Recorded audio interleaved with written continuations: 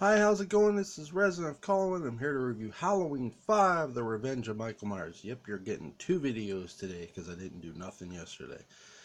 Halloween 6 will be tomorrow. Um, this stars Donald Pleasance, Daniel Harris, Bureau Star, um, Wendy Foxworth as Tina, who's going to be your protagonist in this movie. Um, I love the opening of this movie. This movie outside of Halloween 2 has my favorite opening.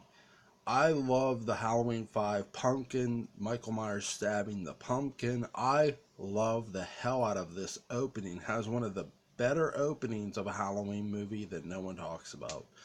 Um, if you haven't seen it, definitely go check out this movie. This movie to me gets a lot of hassle, and I'm not going to hassle it. I'm actually going to point something out. Look, Ellie Cornell character gets killed off at the beginning of this. Now, I've often stated, would I have liked to see her live a little longer in this movie? Yes. But I get what they were going for. I do feel Ellie Cornell's death, it's not that it's wrong. Her character's death in this movie isn't wrong. It's the way, again, just like the new Halloween, the way things got done, there's sins I didn't like. I didn't like the way they did it because I felt it made her character look dumb. Um, I don't mind her character. Again, I'm those who know me, I'm always in favor of Michael Myers going over. I'm in favor of the killer going over. Okay? Put the antagonist over, and you do that by having him kill people. Well, I don't mind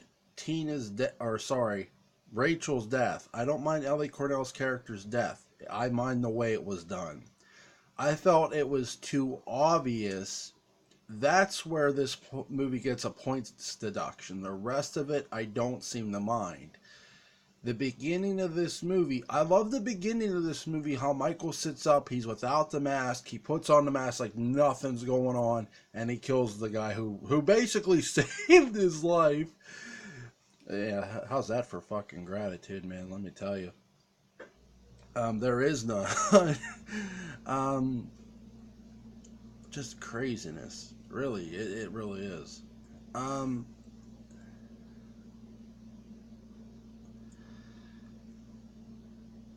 you know, you Daniel Harris, this movie, people are going to kill me for that. This movie, her performance in this movie is as good, if not better, than Halloween 4. And people are going to say, well, wait, she didn't talk through a good portion of this movie. Exactly. She doesn't talk. They literally took the best actress and they made her mute, and she sold the hell out of that through this movie. Give her the credit she fucking deserves instead of killing them for this. That to me was the second biggest gamble outside of killing Rachel, because again, you're making Daniel Harris the star of this movie more than you are Ellie Cornell, and I feel I don't mind that at all. Yeah, again, you could have had Rachel, but Daniel Harris really picks this movie up and really makes this movie work, and that's what I love about this movie the most. This movie here does not get enough credit for Daniel Harris putting it over. Daniel Harris is the one putting Michael Myers over throughout this movie. We know he's present, we know he's there, we know he's killing. Meanwhile, she's sort of becoming the Dr. Loomis in a sense. She is becoming Dr. Loomis without anybody else noticing this. Did you notice she's like, he's here. Like, she's not saying it because she can't. And again, she's so damn afraid of him. Well, okay, isn't Loomis in a sense afraid of his ass? Yeah, but he says it. Okay, she's trying to say that, but again, she's so paralyzed with fear and she can't talk. And by the time she talks, still no one is listening to her. That does not get said enough for Halloween 5, The Revenge of Michael Myers. That Daniel Harris's performance is amazing in that movie, and I love that movie. I love what they did with her. I actually like the mask in this. I know people don't. I don't mind it. I actually like what they did with the mask. It made him look sinister and dark. I know the shots don't look the prettiest with it, no. But again, I don't mind. I like all of the mask in the Halloween franchises. I love the score in this as well. Um, my favorite scene in this. Now again, I'm not trying to jump, so I'm going to get to the story before I get into the scene. So sorry. Again, this movie picks up where four.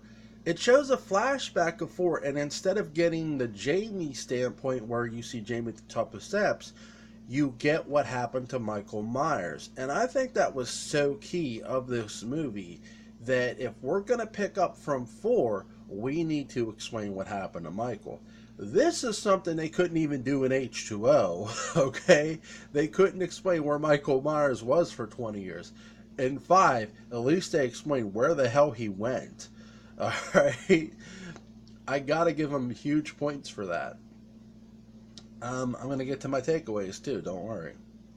I already listed one. It's not them killing Rachel, it's how they did it. And in this movie, again, you get Ellie Cornell, who, again, she's going to get killed. Her character's going to get killed in this movie, but she is on the forefront for a bit. I love the little interaction between her and Donald Pleasance's character, Sam Loomis. He tells her, you're afraid that it'll all happen again.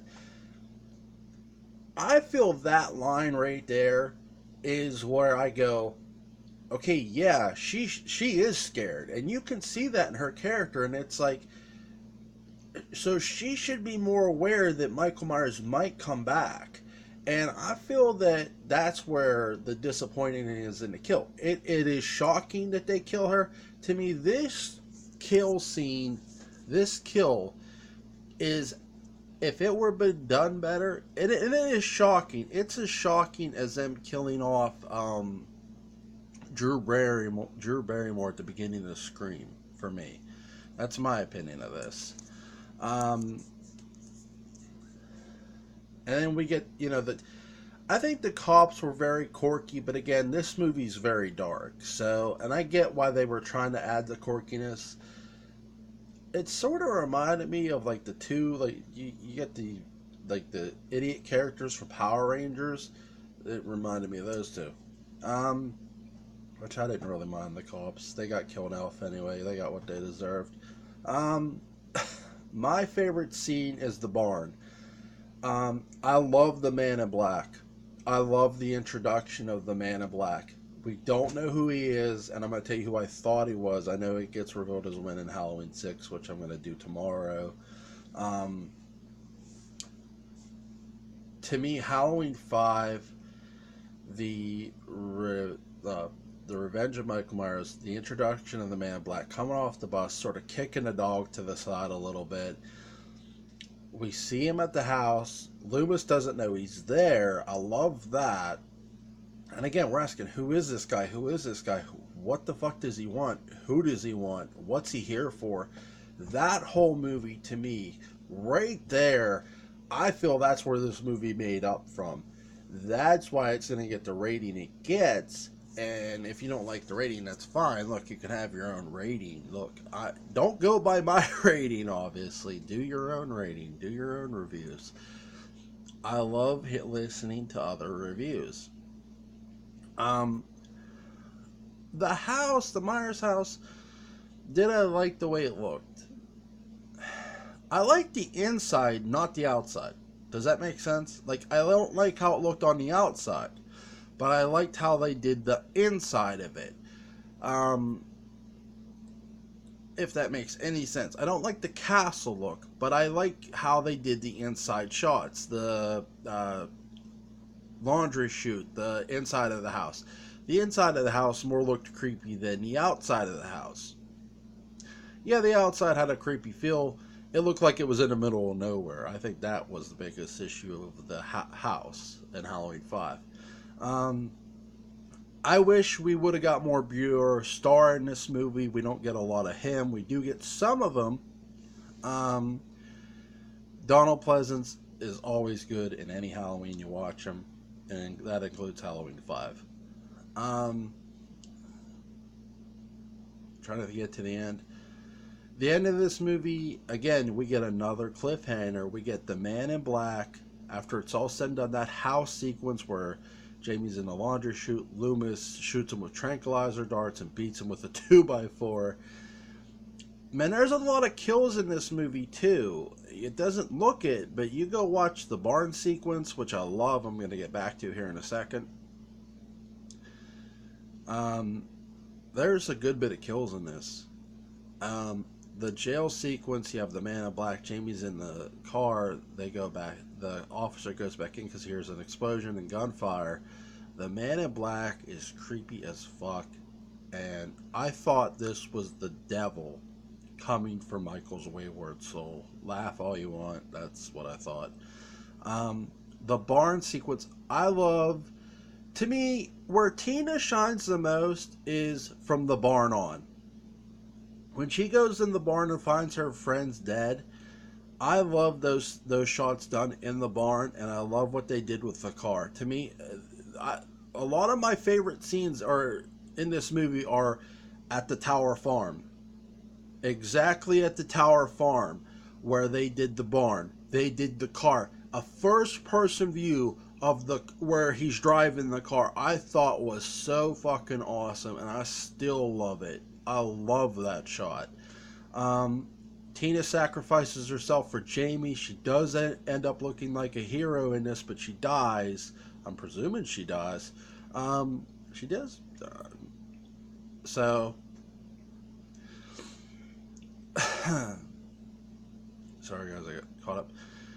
That's my review of Halloween 5, The Revenge of Michael Myers. Again, the Man in Black is creepy as all hell. Jamie is screaming, no, no, with seeing the bars that are melted. You guys have a good one. I'll see you tomorrow.